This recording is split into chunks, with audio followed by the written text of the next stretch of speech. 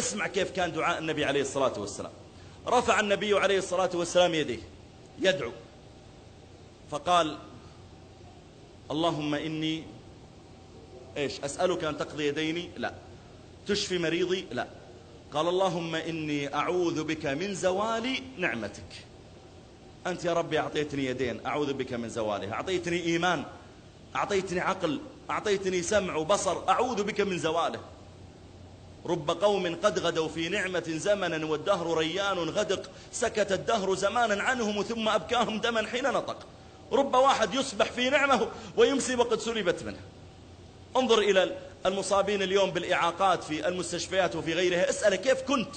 يقول لك والله أنا بخير وعافية ونازل مع الدرج وأنا بكامل قوتي وانزلقت رجلي وضرب إحدى الدرجات في ظهري وانقطع الحبل الشوكي ومصاب الآن. شلل صار لي 40 سنة. وخلق الإنسان ضعيفا.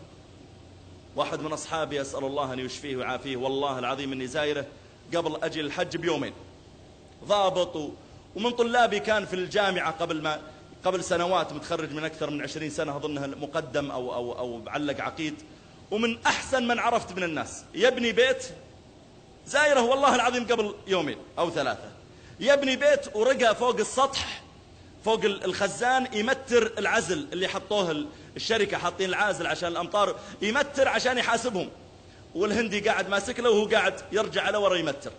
زلقت رجله وطاح في السطح، ما طاح برا، طاح في السطح، يعني يمكن 2.5 متر. صار عنده كسرات في فقرات الظهر وتهتكات في الحبل الشوكي، والآن عنده شلل نصفي. وأسأل الله أن يشفيه ويشفي جميع مرضانا. في لمحة واحدة تك.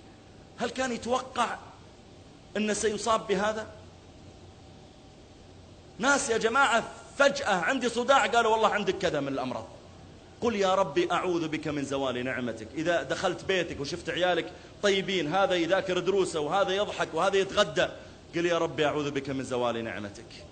لأن فيه ناس حرم من هالنعمة اللي أنت فيها. إذا دقيت على زوجتك وردت وقالت يا مرحبا يلا عجل تعال الغدا جاهز، قل يا ربي أعوذ بك من زوال نعمتك. لأن غيرك زوجته صار لها 2 و3 عند أهلها بينه وبينها مشاكل، سيئة الخلق ولا سيئة التعامل، ولا هو ما أعطاه الله تعامل حسن ومشاكل بينهم. قل يا ربي أعوذ بك من زوال نعمتك. إذا ركبت سيارتك وصكيت الباب بنفسك، اعلم أن في ناس يجيبونه بالعربية ويشيلونه 2 ويحطونه، قل يا ربي أعوذ بك من زوال نعمتك. إذا وضع الطعام بين يديك ورفعته بيدك وغيرك يحطون له لي في أنفه عشان يصبون له عصير ولا لبن، قل يا ربي أعوذ بك من زوال نعمتك. ثم قال عليه الصلاة والسلام وفجاءة نقمتك. أعوذ بك يا رب أنك تفجأني بنقمة بمصيبة، أعوذ بك من فجاءة نقمتك. أنا قبل فترة في المدينة يقول لي واحد من الشباب ودنا نزور الدكتور فلان، ما أعرفه، وقلت نزوره ماذا نفعل يعني؟ قال نعزيه في من؟ قال يا شيخ هذا دكتور في الجامعة وأولاده 11 وزوجته 12 في البيت، فذهب أولاده وزوجته إلى القصيم، عندهم عرس، ولدك كبير متخرج من الجامعة هو اللي يسوق بهم، وهم راجعين بالليل يتصل عليهم يا ولدي ليش ما نمتوا ومشيتوا الصبح؟ قال له ولد لا أنا أبغى أجي مبكر وما أدري إيه. يا ولدي ارقدوا. قالوا لا بد نشيطين. وفي الطريق كل شوي يتصل وش أخباركم؟ عطني أمك. انتبه لا يرقد الولد. لما بقى 150 كيلو على المدينة ويحصل لهم حادث ويموتون كلهم، والله إنهم ماتوا كلهم.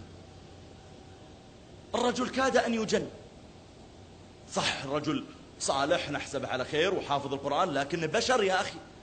النبي عليه الصلاة والسلام لما رفع ابنه إبراهيم ونفسه تقعقع بيموت الولد، بكى النبي صلى الله عليه وسلم، بكى وهو يشوف ولده يموت. قال له عبد الرحمن بن عوف يا رسول الله تبكي؟ قال إنها رحمة يا أخي ولدي هذا، إنها رحمة إنها رحمة. وهذا كل عياله في لمحة عين. يقول والله يا شيخ دخلت الصالة بعد ما بدأوا الضيوف يخفون العزاء، وألقى ألعاب مبعثرة صار لها يومين على حالها لأن خلود ماتت اللي كانت تلعب بها. أطلع الحوش ألقى السيكل طايح على حاله لأن أحمد اللي كان يلعب بالسيكل مات. يقول دخلت المطبخ والله أني آكل بقايا خبزهم أشمه قبل لا يمشون، بقايا الخبز ما بعد شالوه. يقول قاعد أشمه أتذكر رائحة أولادي. وفجاءة نقمتك، مصيبة تنزل بالواحد. قل يا ربي أنت وهبتني أولادا وزوجة وعملا وصحة، يا ربي أبقي هذه النعمة عندي يا رب. وتضرع إلى الله لأجل إن كان مقدر عليك مصيبة إنها تزول عنك ما تنزل عليك. لا يرد القدر إلا الدعاء. أعوذ بك من زوال نعمتك وفجاءة نقمتك. ثم قال وتحول عافيتك. أنت عافيتني في بدني، أعوذ بك أن ينتقل إلى غيري. أنت تتحول يعني تنتقل. عافيتني في سمعي في بصري، عافيتني في سمعتي، الحمد لله بناتي بحجابهن وسترهن وأمورهن طيبة. أعوذ بك يا رب من أن تزول عني نعمة حفظ العرض. وكم من واحد بنته ما هو قادر يسيطر عليها، والبنت رايحة وجاية وتسافر وتجي والوالد آخر من يعلم، واللي طالعه بنته أسبوع أسبوعين شهرين ما يدري وين هي فيه. احمد الله، قل يا ربي احفظ علي عرضي وتحول عافيتك. ثم قال وجميع سخطك. لا تسخط علي في مالي فأفتقر، ولا تسخط علي في ديني فأضل، ولا في سمعتي فأفضح. أعوذ بك من جميع سخطك.